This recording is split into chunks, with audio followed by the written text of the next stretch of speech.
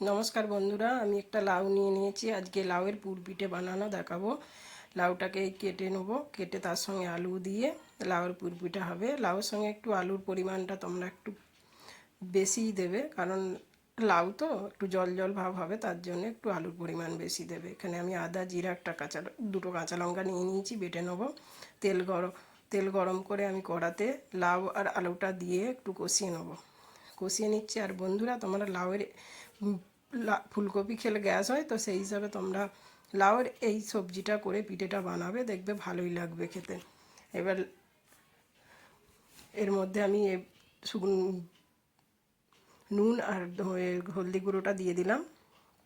দেওয়ার পরে একটু নাড়িয়ে চাড়িয়ে ঢাকা দিয়ে দিলাম। ঢাকা দিয়ে দিয়ে এটা সিদ্ধ করে নেব। সিদ্ধও করবো। আর একবার ঢাকন খুলে কষিয়ে নিলাম। কষিয়ে নেওয়ার পরে একে খুলে আবার একবার দেখলাম, কষিয়ে নেব। কষিয়ে নেওয়ার পর এটাকে ভালো করে দেখব সিদ্ধ হয়েছে কিনা। এই দেখো, সুন্দরভাবে সিদ্ধ হয়ে গেছে। এবার সবজিটাকে আমি নামিয়ে নেব। নামিয়ে নিয়ে সবজি সিদ্ধ হয়ে গেছে, এই নামিয়ে নিয়ে এবার কড়াটা পরিষ্কার করে আমি তেল দিয়ে দিলাম। তেল দেবো। তেলটা দিলে তেলটা গরম হলে তার মধ্যে দিয়ে দিলাম, দেখো, শুকনো লঙ্কা, তেজপাতা আর 5 ফোড়ন। শুকনো লঙ্কা নিরামিষ সবজি, সেই হিসাবে 5 ফোড়ন দেবেই। তাতে আদা বাটা, জিরে বাটা, যে বাটা মশলাটা সেটা দিয়ে দিলাম। দিয়ে এটা একটু ভালো করে মিশিয়ে কষিয়ে নেব। কষিয়ে নেওয়ার পর এতে এবার ঝাল দিতে হবে।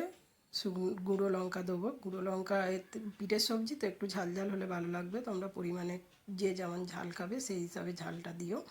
গুঁড়ো লঙ্কাটা দিও। দিয়ে মিশিয়ে নেব। মিশিয়ে নিলাম। এবার আর একটু ধনে গুঁড়ো দিয়ে দেবো। কিন্তু এটা পিঠের সবজি বন্ধুরা, তোমরা একটু পরিমাণে ঝালটা বেশিই দিও, তবে ভালো লাগবে। পিঠের সবজি সবসময় ঝাল ঝাল ভালো লাগে। আর কষিয়ে নিলাম। আর একটু কষিয়ে নেওয়া হয়ে গেল। এবার এতে সেদ্ধ সবজিটা ঢেলে দেবো। সেদ্ধ সবজিটা ঢেলে দিলাম। সেদ্ধ সবজি দিয়ে এবার এটা একটু আমি আবার একটু হতে দেবো। সবজিটা একটু জলটা শুকিয়ে যাবে। সবজিটা দেখো হয়ে গেল। বা সবজিটা, এটা লাউয়ের সবজি বন্ধুরা, তোমরা হালকা মিডিয়াম আঁচ দিয়ে যতটা সম্ভব শুকনো শুকনো করার চেষ্টা করবে, কারণ এটা লাউ সবজি তো সেই হিসাবে শুকনো শুকনো হবে সবজিটা। বলে শুকনো শুকনো করে নিলাম। দেখবে কত সুন্দর সবজিটা একবারে শুকনো শুকনো হয়ে যাচ্ছে।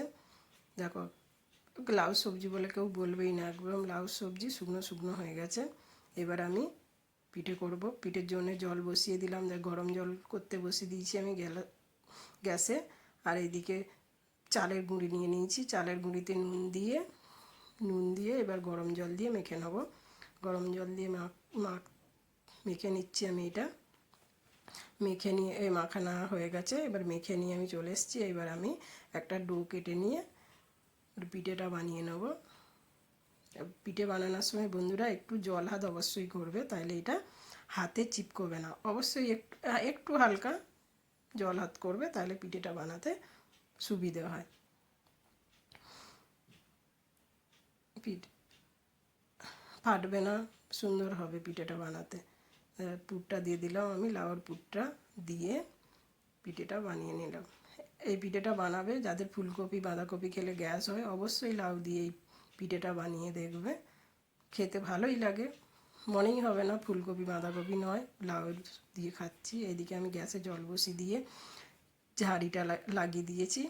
পিঠে করার যে ঝাড়িটা, তাতে পিঠেগুলো সাজিয়ে দিলাম। দিয়ে এবার ঢাকন লাগিয়ে দেবো আমি। ঢাকন লাগিয়ে মিনিট 10 হতে দেবো। 10 মিনিট মতো হয়ে গেছে। এবার পিঠেটা সিদ্ধ হয়ে গেছে। দেখো, এবার ঠান্ডা জল ঢেলে নামিয়ে নেবো। হয়ে গেল পিঠে। ঠান্ডা জল ঢেলে দিয়েছি। এবার পিঠে হয়ে গেছে, বাস। এবার গুড়ের সঙ্গে তোমরা পিঠেটা খেতে পারো।